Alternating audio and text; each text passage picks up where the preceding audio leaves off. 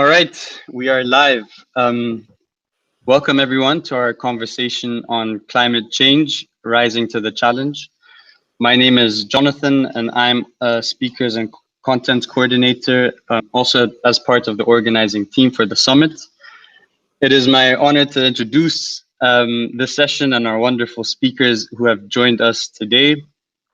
In this session, we will be discussing how local capacities and knowledge can be mobilized and mitigate the various climate challenges, whether sea level rise, droughts, irregular rainfall, or biodiversity loss. This begs the question, are there pathways for vulnerable populations to overcome these present as well as threats? I'm joined by two fantastic speakers for this conversation, and one who is returning to the Africa Summit after 3 years in Professor Yacob Mulugetta, and the other who was meant to join us last year, but which had to be canceled due to the COVID-19 pandemic, in Dr. Mithika Mwenda. So our first guest is Dr. Mithika Mwenda. He currently serves as the Executive Director of the Pan-African Climate Justice Alliance, also as PACJA, a 1,000-person strong consortium of African-centered, rights-based, just and inclusive approached organizations with different backgrounds of participants, workers, where the approach is to tackle environmental challenges in the transition to low carbon, climate resilient development pathways.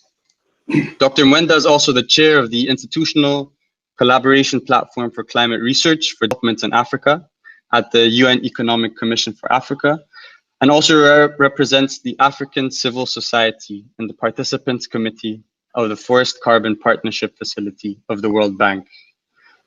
Our second guest is Professor Yacob Mulugetta.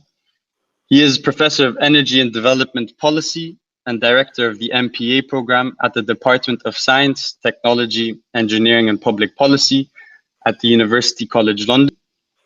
Having previously worked at the UN Economic Commission for Africa and Addis, he helped found the African Climate Policy Center and also worked as Senior Climate and Energy Specialist there. Professor Mulugetta has also contributed to landmark reports such as UNEP's Making Peace with Nature, the 2016 Emissions Gap Report, and Professor Mulugetta was also a lead author in IPCC's special reports on global warming of 1.5 degrees Celsius.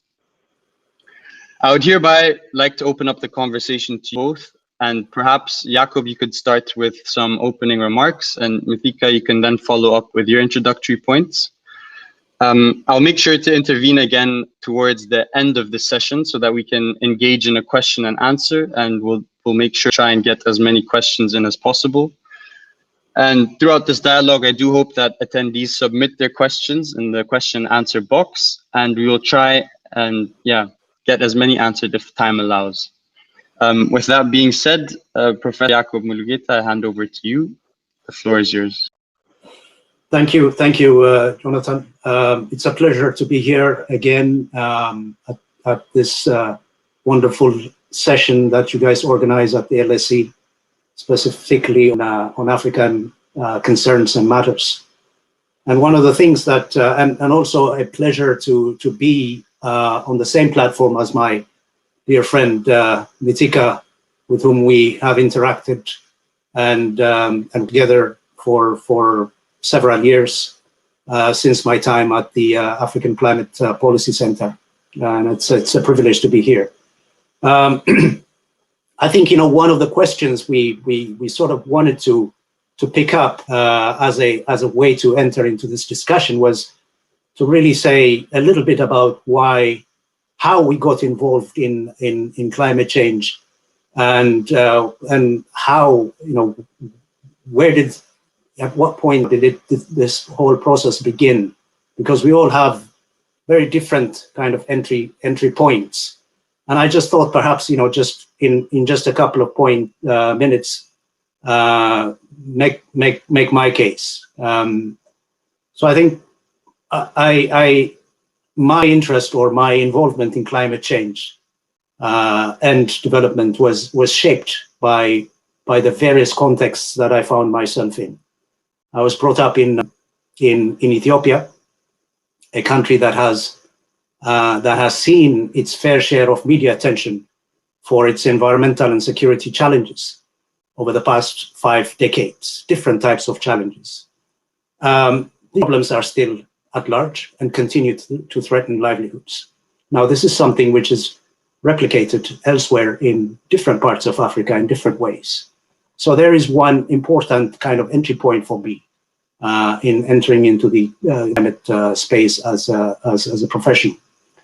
I then went to study earth sciences or geology in a small liberal arts college in the US, a Quaker institution where learning takes place with a concern for the world in which we live in and for improving human society. So I indulged myself in courses ranging from history, sociology, philosophy, political economy, and so forth, as my way of complementing my core training in the natural sciences with studies in development and social sciences. That led me to specialize in renewable energy for development. And this happened well before the climate issue became mainstreamed. It became what it became. So I was more interested in linking energy services to well-being and rural communities. And of course, we know that energy is very much implicated in climate change, and renewable energy technologies are seen as part of the solution for climate mitigation. So we can say that the climate issue came to me rather than me necessarily going to it. And so my interest and work in development and energy was the basis for my climate change involvement. And to this, to sum up, so this explains why, for example, when I was at the African Climate Policy Center, we coined, the vernacular "develop first" when approaching the climate issue in Africa. So that's kind of my entry point, and I would invite also Mithika to say a little bit about his the journey that you traveled into this space. Thank you, Yacob, and thank you, the team, for inviting me to this very, very important session. And also very happy to meet I say actually, I learn a lot from Yacob in terms of the approaches to climate discourse. I want, as he has traced his background, mine actually have got a slightly different story. As a human rights activist, born since my university, I was a student leader. And immediately after that, in our country, we were facing repression. So I was nurtured and in the streets of Nairobi, in mobilization. And I remember the people who initiated into this were the late Nobel Peace Prize winner Wangari Maathai, when we were fighting for preservation and stopping the grabbing of the only forest in a city, Karura, the one which hosts the United Nations Environment Program in headquarters in Nairobi. So there was a serious attack. There was a serious attack on this forest and the ecosystem.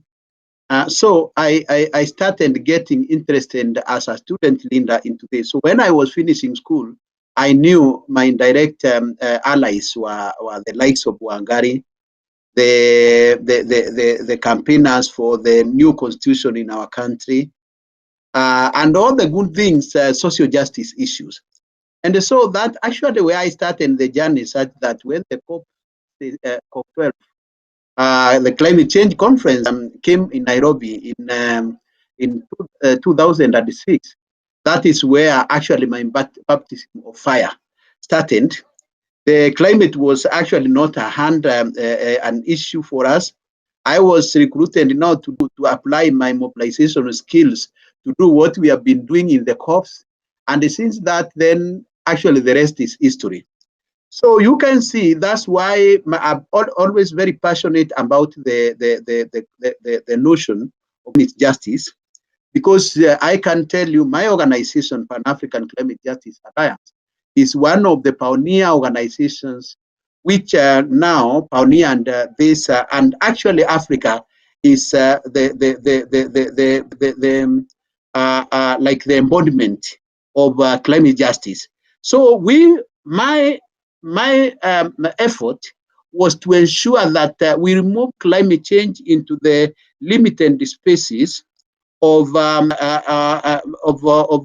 environment and science, because when I joined there, it was so scientific. So there were a few people, scientists and ministries of environment, and then by the time the fourth assessment report of IPCC was being released, I don't know whether Yacob was part of that.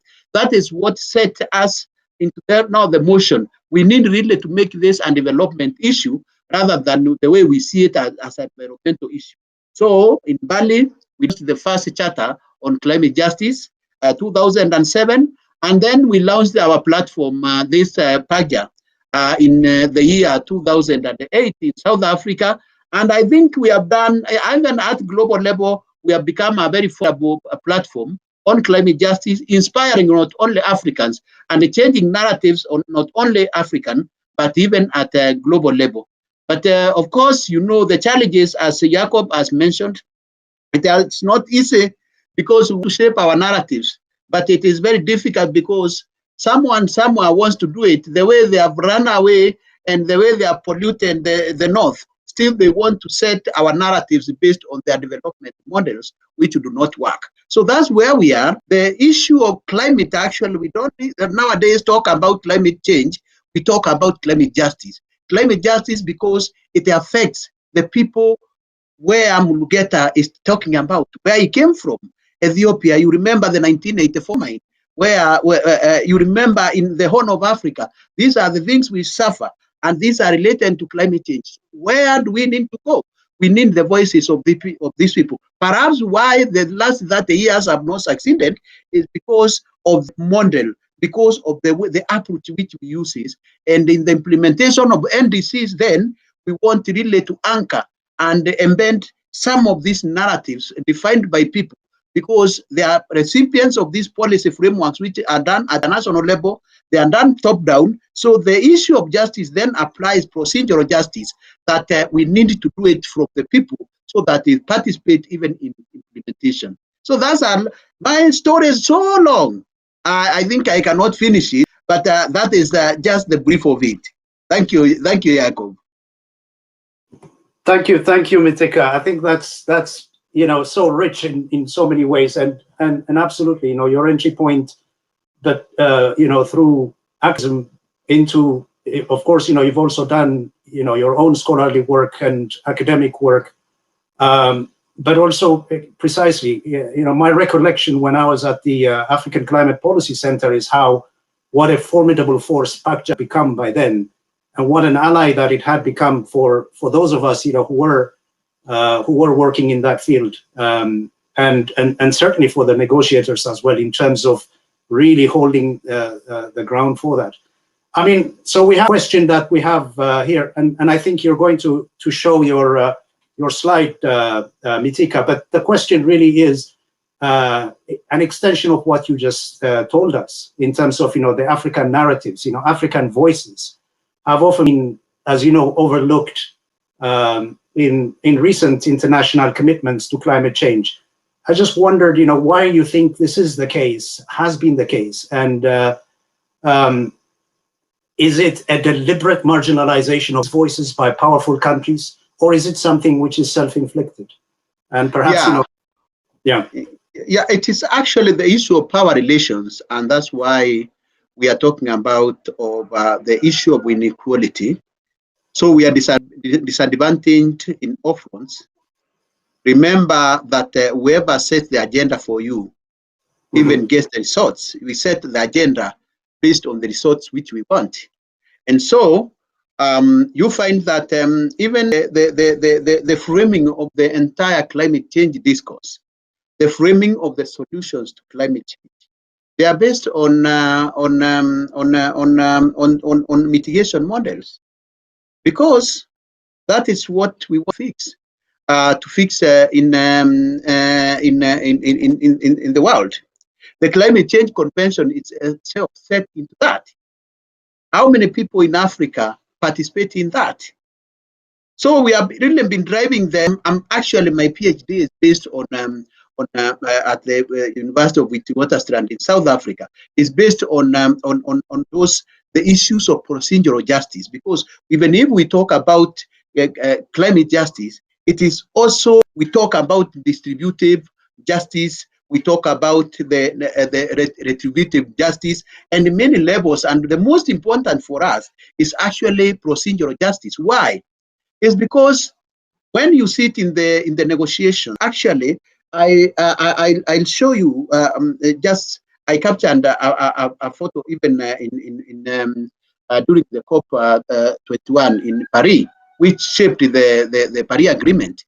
You realize that there are few Africans, whereas African we are 1.2 billion people now in the world. But where do we sit now to shape that narrative? You find a delegation of the United States, 200 delegates. The whole of the entire of Africa is that number. And even that number is even not well prepared to participate in that. So how can you now compete with such a delegation? Because they keep alternating. So these are some very fundamental issues we have been really analyzing at African level. And we are saying we are the most vulnerable continent. Because of our vulnerability, we do not have capacity to absorb the shocks of climate change. At the same time, we are not responsible for what is causing climate change, the greenhouse gases. They are accounted historically, it's the United States and industrialized countries.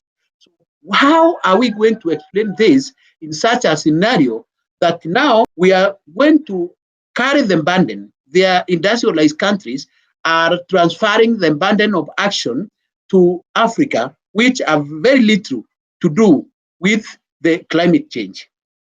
So that's one.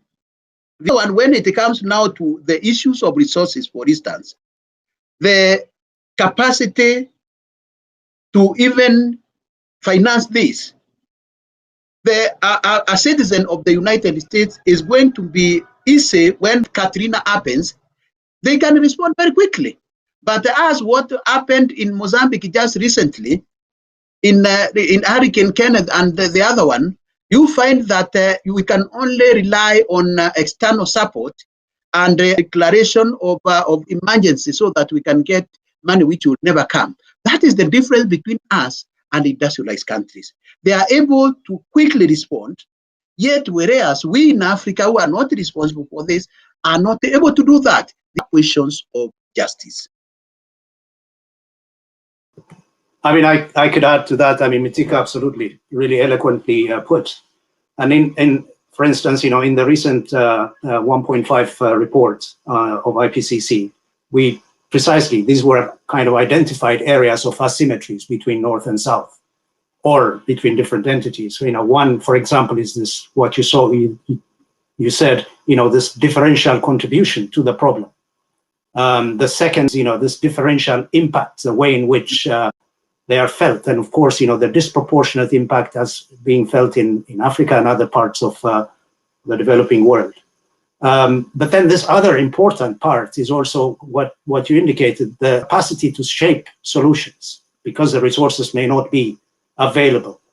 But even when you look into the future, the future response capacity in states and, you know, and elsewhere, there's always also the risk of being left behind. So there are these asymmetries at every point, you know, that we can think about. Mm-hmm. And just to highlight also the point that you were raising about this asymmetry also in terms of participation in science itself. I think it's very important, you know, worth highlighting here that a lot of the scientific conversation that's taking place, whether it's IPCC or, you know, UNFCCC and so forth, is taking place with very little input from African institutions. For example, you know, there are a few climate modelers or integrated assessment modelers from Africa who can place who can place on the table some of the critical issues relevant for the continent and the countries in specific. So Africa is absent from the altar where the science is being discussed, which also feeds into policy formulation and also negotiation. So you have this really sort of, inequality that even at the level of knowledge. And yet, of course, as you indicated, there is this irony that the consequences of climate impacts on ecosystems and so forth will affect Africans, disproportionately. Now, and in some ways, I think also just to highlight that this kind of inequality that we see, you can also go hark back, to the work of people like Edward Said and Valentin Mudimbe, who wrote that wonderful book about the invention of Africa, in terms of providing the, talking about how Africans are represented in knowledge systems. Now, perhaps more relevant and directly applicable to the work here is perhaps the Ugandan scholar, someone that will know by the name Mahmoud Mamdani, who talked about the politics of knowledge production. That Mamdani talks about the need to raise the intellectual confidence and substance among Africans. And here it's absolutely important in the sense when we were in the African Climate Policy Center, one of the things that struck us is how do we get African participants into these conversations? How do we build institutions, collect our own data and information in order to ask questions about development and climate change in Africa that are internally generated and debated and acted upon? How do we domesticate knowledge to our context? And I think, these are all really important issues that you guys in PACJA are also pushing as much as you can. Is there anything you want to add to this, Mithika? Yeah, I think that's captured all. We have very, very pragmatic in terms of how we want to approach these things. The blend between academics and real work, the ground, who is doing what, and even when it comes now to these frameworks, we have the issue of the discourse about climate crisis is quite complicated, because in my estimation, Yacob and Mithika are elites. We have been, So the question is, much as we are saying that we want really, how do we hold industrialized countries accountable? But even as when we ratify these decisions, are we going to allow them to gather dust at national levels? Whose decisions are these? How are we going to ensure that they trickle down? We develop them at a local level. And how do we ensure that in the implementation, we are able to ensure that the people who are now affected are at the center of this all? I think this session, to me, this question is quite important. So when we talk about procedural justice, we are not talking about even at international level, but even at national level. You come from Ethiopia, you come from Kenya. How now that the countries ratified the Paris Agreement, and of course now we are in the implementation of the NDCs. Can you tell me who did that? That one actually, the document more or less was by a consultant who sat somewhere and did the documents submitted because there was Ndaninda or UK government wanted to support that because it's their strategy. They want their economic strategy and their business investment strategy to be included into it, and that's all.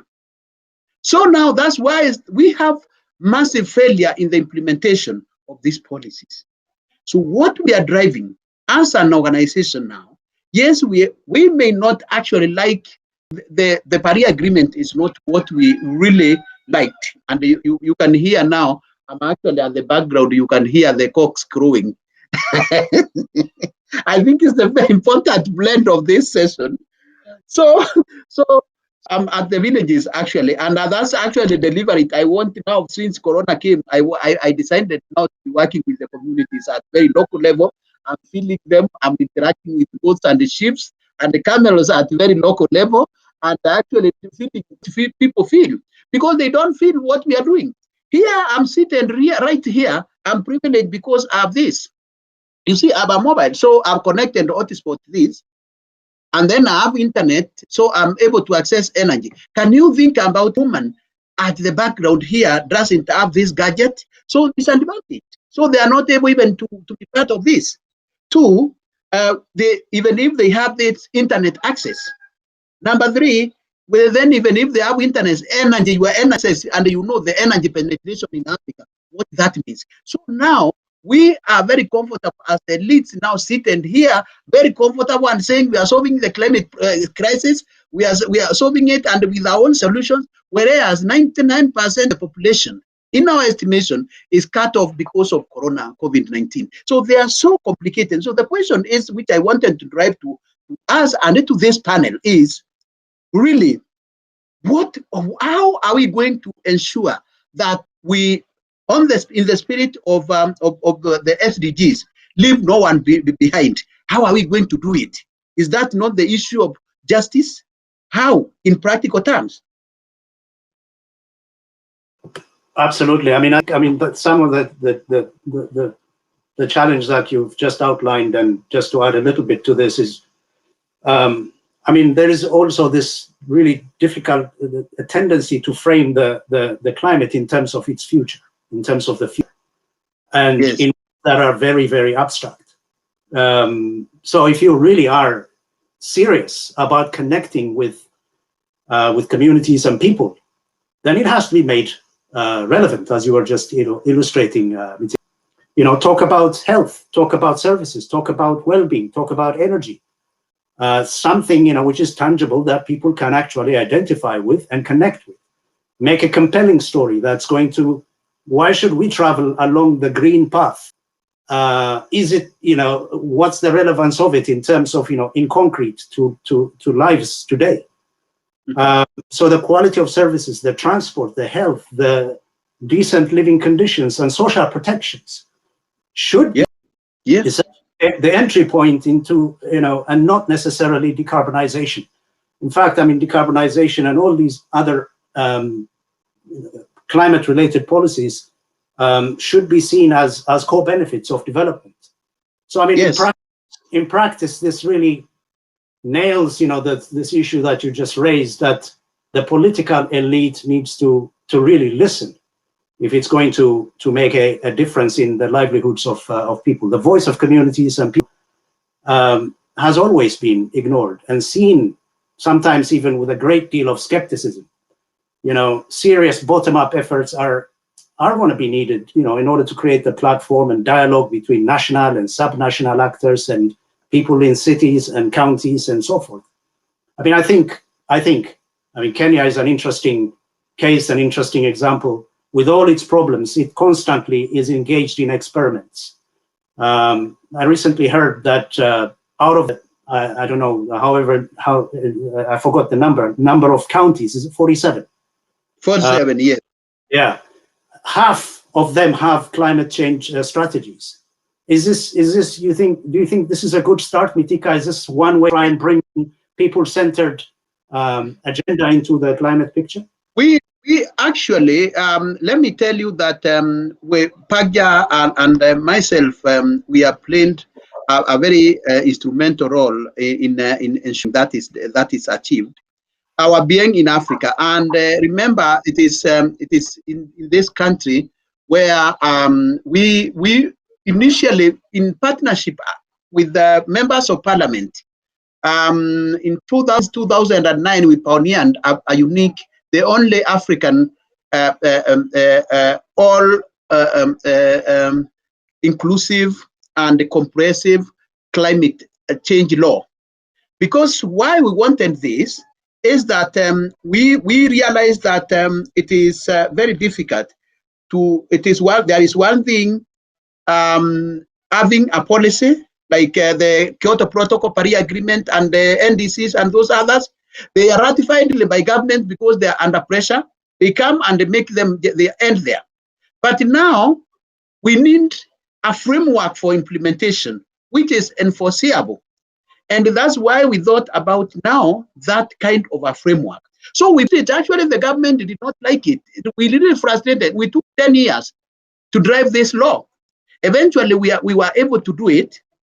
And actually it's a showcase in Africa. Is we are working with Pan-African Parliament, trying how we can replicate it in other countries. And now coming to Kenya, what you have heard, we have a developed system of government.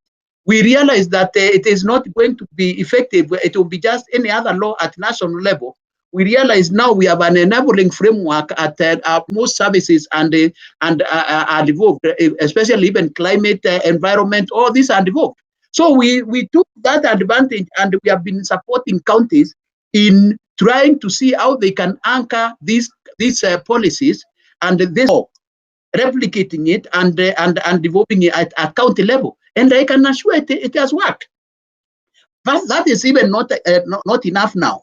We are now working with these counties now in partnership, building community multi-stakeholder platforms there to enforce those laws. So again, there is one difference between having that law and even implementing it.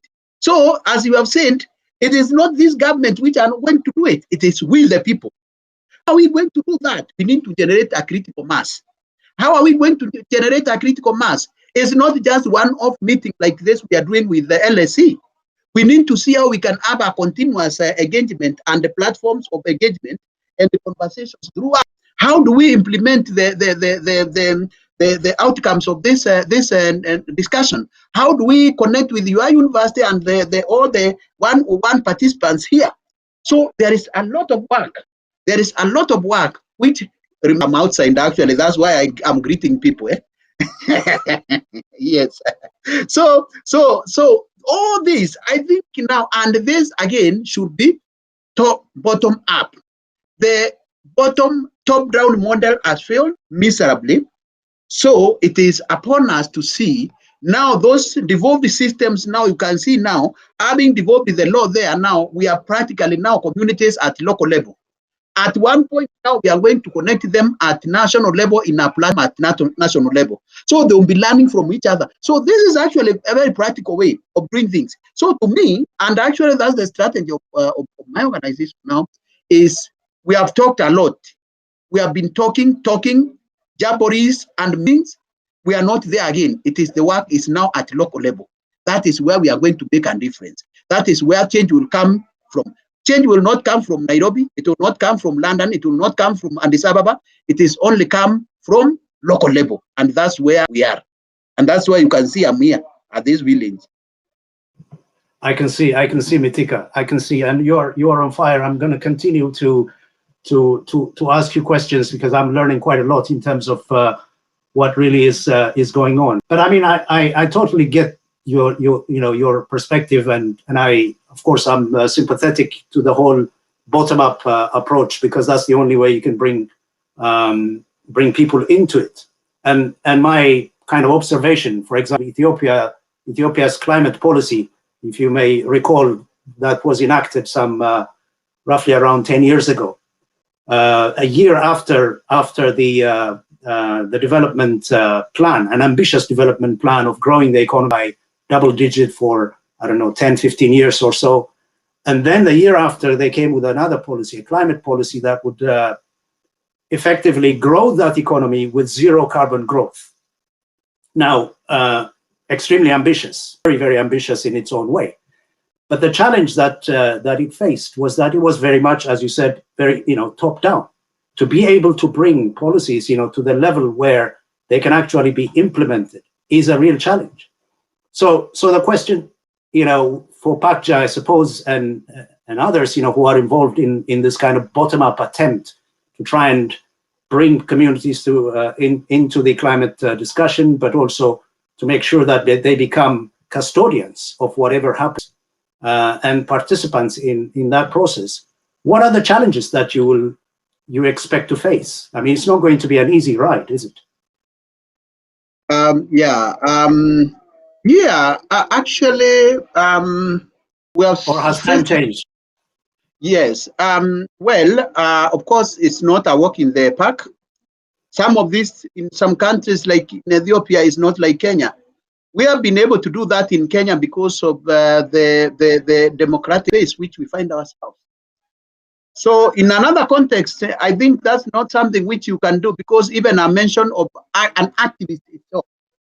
We pioneered during this corona. We have a program of young digital activists to drive our work in the context of COVID-19. So we circulated this, and we are doing this as a pilot in 8 countries. We are doing it in Kenya, Ethiopia, Botswana, Gabon, Tanzania, Nigeria, Zambia, and Ivory Coast. Those are 8 countries. I can tell you there is a complete context. In Ethiopia, for instance, they rejected even our allies there, platform there, said the government will not accept a term activist. So you can only put a volunteer.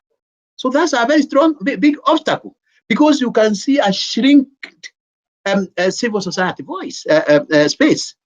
And that is just a tip of the iceberg. At community level, in Ethiopia, you are not allowed even to talk about civil society. We end really to find our way. At least things are improving now with the new regime. But there is a time where we collapse the old platform. We find our way of fitting within, because they changed the law drastically to really muzzle civil society and the democratic space. And that's not Ethiopia only. In Gabon, again, and in these other countries. In other countries, they don't even recognize civil society. So these are some of the obstacles which we go through. But based on the context in each country, we want to weave the way how we find ourselves there. The other challenge is, of course, resources. It's not easy, because I know LSE could have got some grants somewhere with the UK government to do some of the things they do. But us, we can only rely on external funding. And of course, it comes with some strings attached. For instance, as Asperger, we are extremely independent. We are independent. So our allies in the north, foundations, particularly foundations from US and those, and you know, it's good to mention this.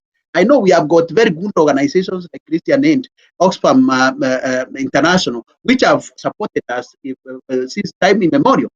But now there are foundations in the which come with their strings attached, and that's actually, I told them, that's why you could find a person like Trump in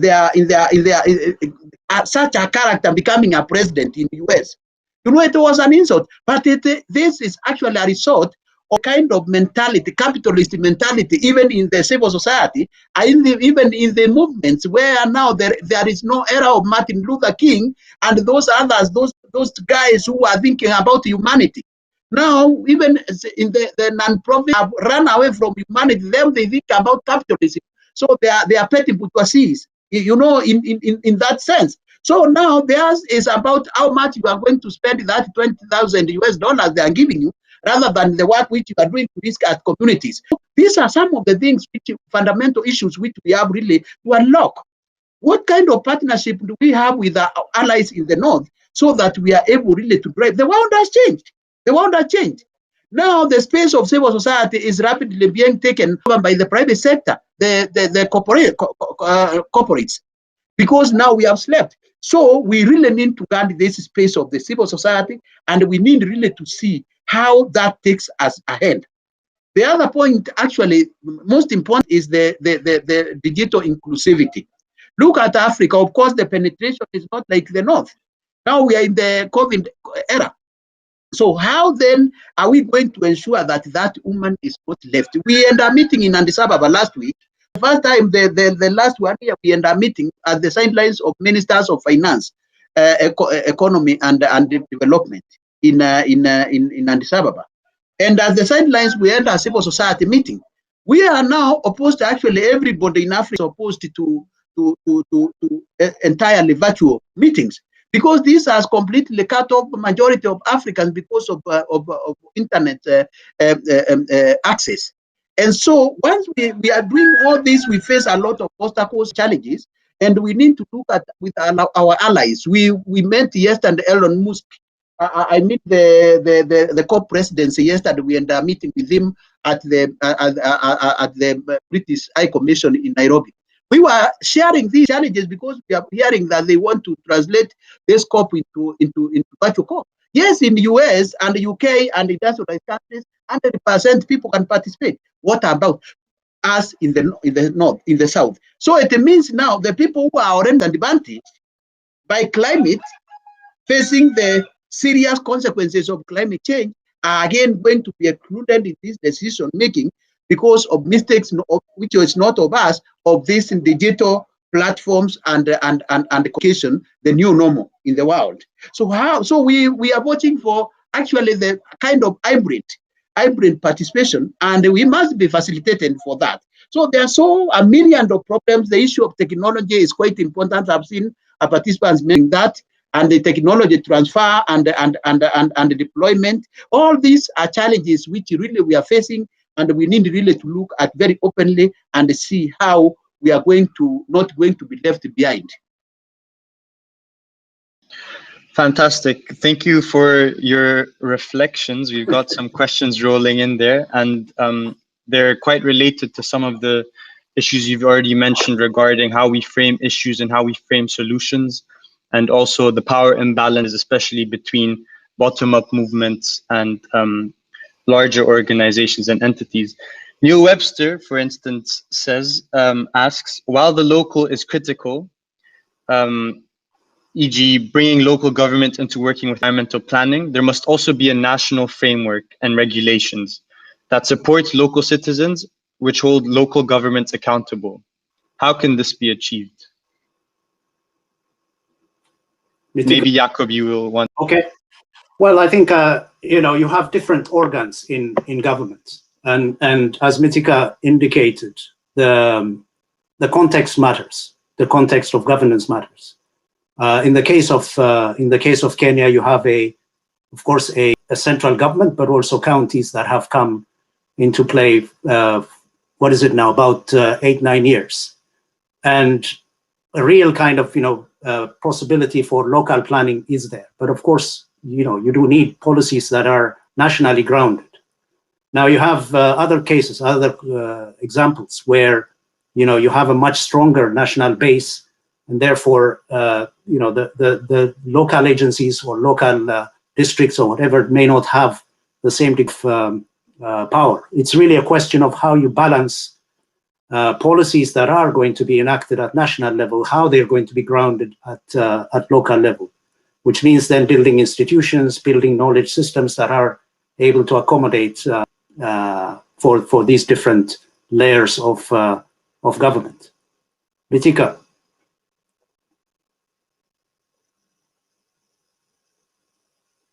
You're in mute. Yeah, I totally agree, Yacob. And in terms of yes, we need to have a blend. We are not saying just to limit the interactions at a level. When we talk about government system, it's once it starts by the people moving up, so that it starts at local level, that is subnational level, it moves at national level, and then pass at African level, and then global level. That's kind of what the bottom-up approach we are talking about. And that's actually is very sustainable, because at the end of the day, you are going to feel the voice of those people at the bottom of the pyramid. Those are very important, which are ignored. So how this then can be done, then is a question on the framework and the conversations we want to have. And we learn from the known to unknown. The known is that, like the example Yacob is giving, a country like Kenya, I think we have been able to experiment so many things which are working. So how can we replicate those efforts and initiatives? We are doing this in 8 countries, and we are going to share some of these experiences and I think it will be like a small booklet, a policy brief. I think in future we'll be able to share this. There are many platforms which we are trying to do, and I think perhaps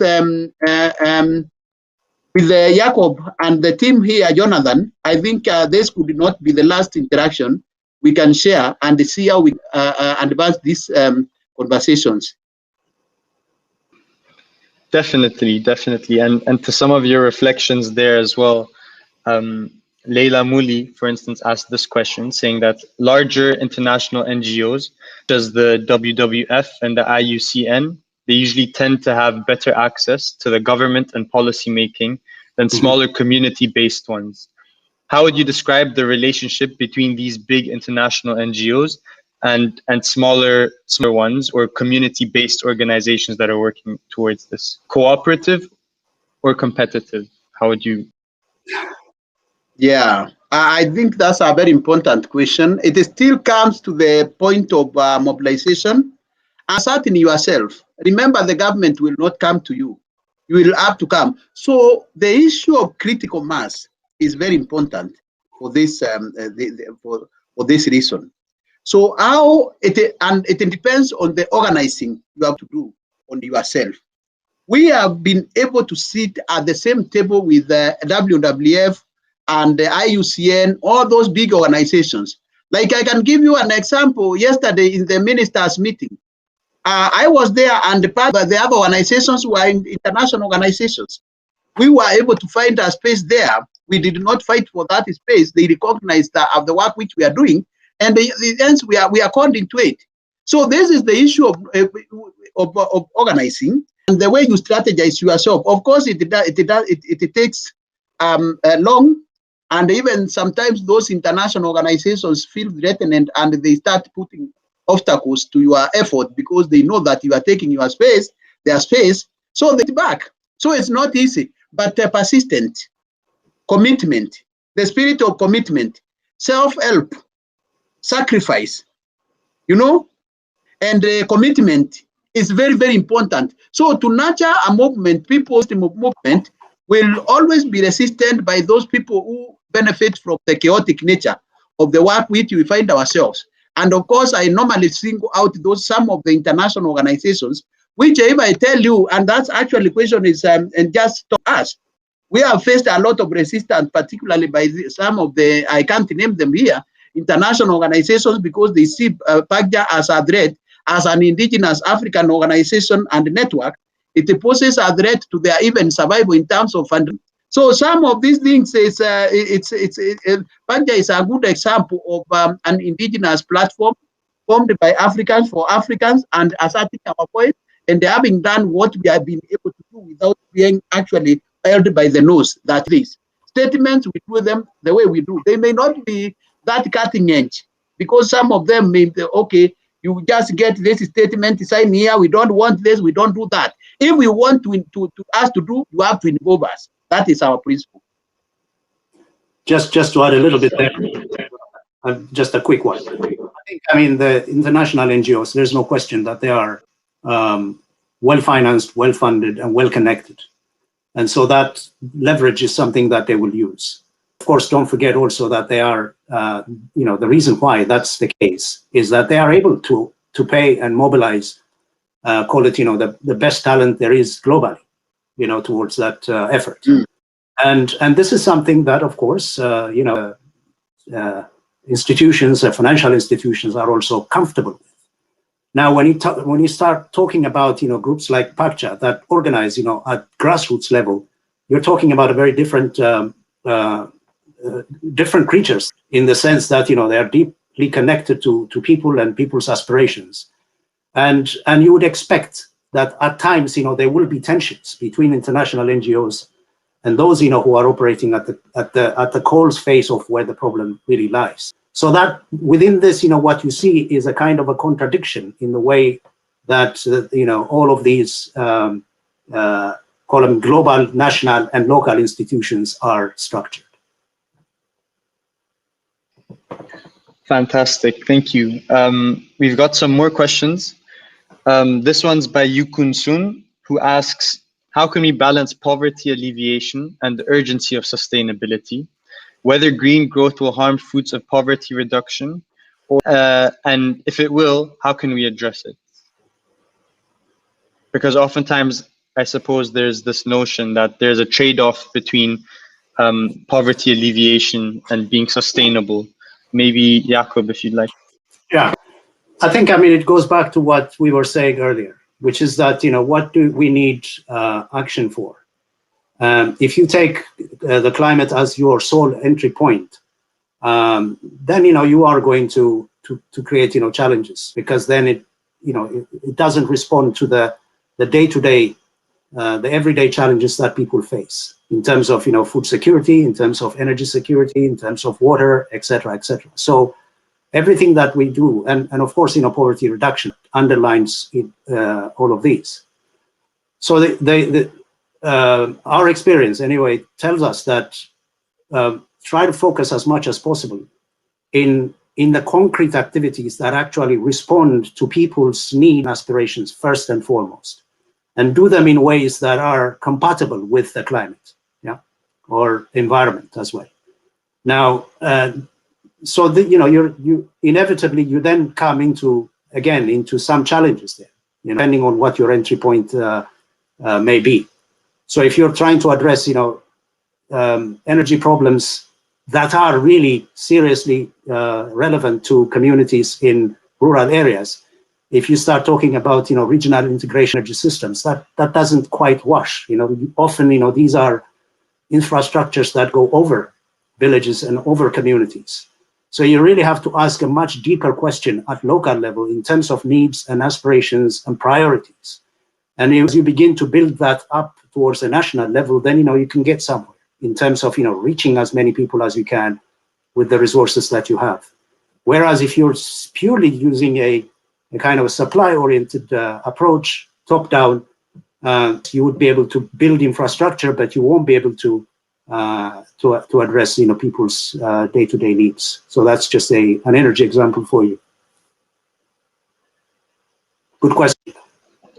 Mithika, would you like to contribute, or should we move on to the next question there? I think Jacob has summarized it very well. I wouldn't want to, but just to mention that, that's why we have each country across even Africa have gone a very, very ambitious national poverty reduction and sustainable development blueprints.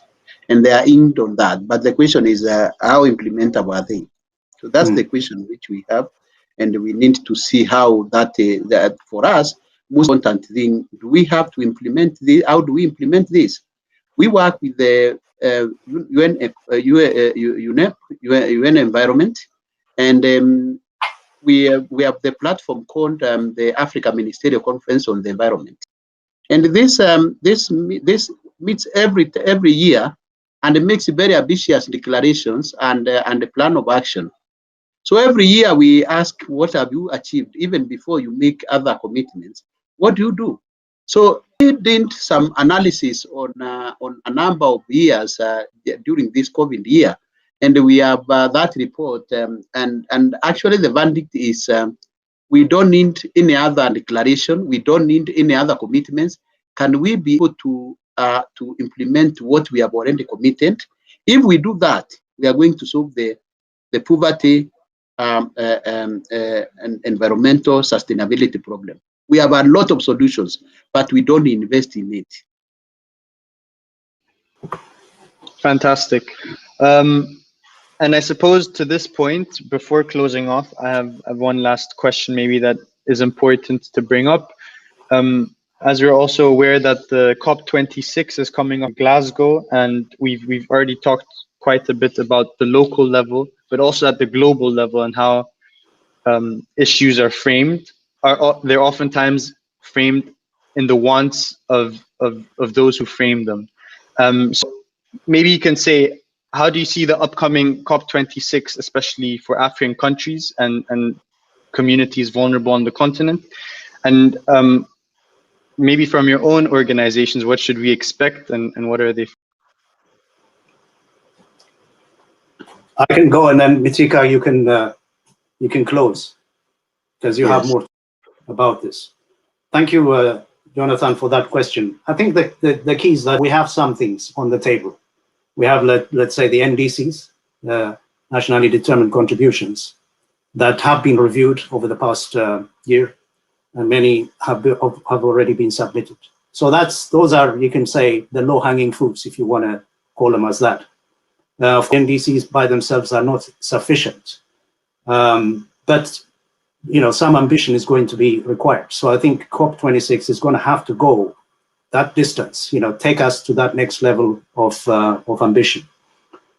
Also, I mean, let's be slightly more optimistic, because things have changed in the United States.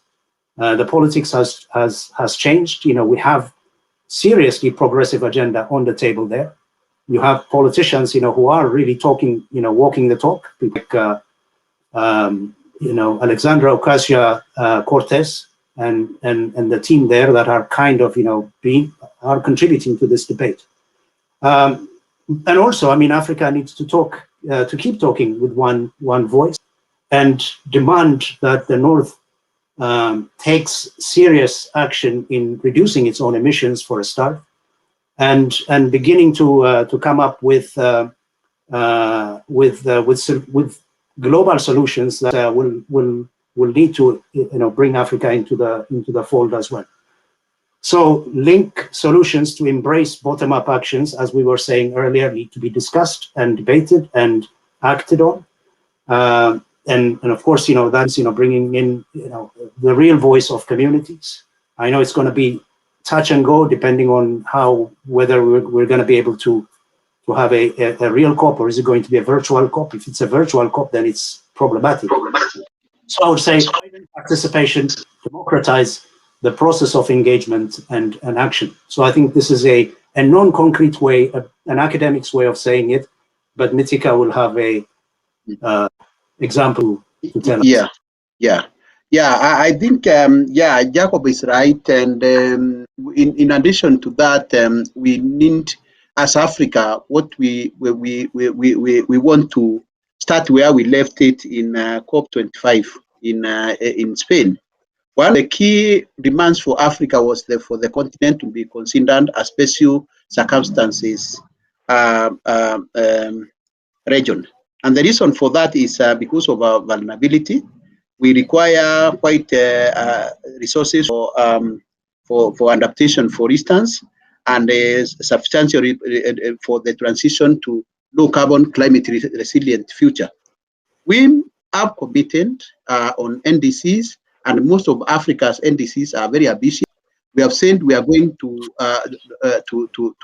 take part in it, but the condition is that they need to be funded. But where that money is coming from, that's the question. So that's the other point. The other point is the issue of market, the Article 6 about markets, carbon markets, and those others. Even if we turn the whole of Africa without having done anything to reduce emissions at domestic emission reduction at industrialized country level, in the name of offset, that is buying carbon credits in the south, that will not solve the climate problem. Climate problem will be solved not for the interest of Africa, but it is our collective global citizens' responsibility. So when an American takes action on climate change to reduce emissions, it's not actually charity to Africa. It is obligation for us and future generation. So if we are able to do that, then it is going to work. But the way it is seen is when they provide that resources, they think that they are helping Africa. They are not helping Africa. We are working together. So then finally, for the COP, as the Pan-African Climate Justice Alliance, we want to see more participation. And in the context, as I said, of COVID-19, and I hope all the participants here, I know most of them could be activists. Please let us have an hybrid COP to ensure, and if there will be probation for physical participation, that opportunity should be given to the most vulnerable and the poor countries in the north who are not able to access the platform like the one which we are accessing. And then, of course, the role of the communities is quite important. We want to see the UK, for instance, now is very strategic because it chairs. It is the G7 country. So push the G7 country to take action. When they are now the COP presidency, I think will take the climate ambition another level. And of course, the advantage, as he has said, with the US now, the President Johnson can pick a call with the President Biden, and I think they can make a deal so that when we go there, we are going to have sufficient resources to fund adaptation and climate resilience in the South. So we want this to be a COP of commitment, not a jamboree to talk. We normally call it an endless game of musical chairs, because year in, year out, we have a COP without any tangible result. Fantastic. Thank you for leaving us on that note, on quite a positive and hopefully going to be a more optimistic year. I want to thank you, both speakers, Yacob and Mithika, for your contributions and for your insights. I've learned quite a lot, and I walk away much more inspired. So I'm sure that many of the attendees will be able to say that as well. Thank you for participants for pitching your questions, and again, our speakers for answering them. With that being said, that brings this conversation to a close. And I'd just like to remind everyone that in the next session, there will be a networking, and you will be able to engage with each other in the lounge. So if you would like to head there, that would be fantastic. But as a thank you from me, and have a good day. Thank you. Thank you. Thank you.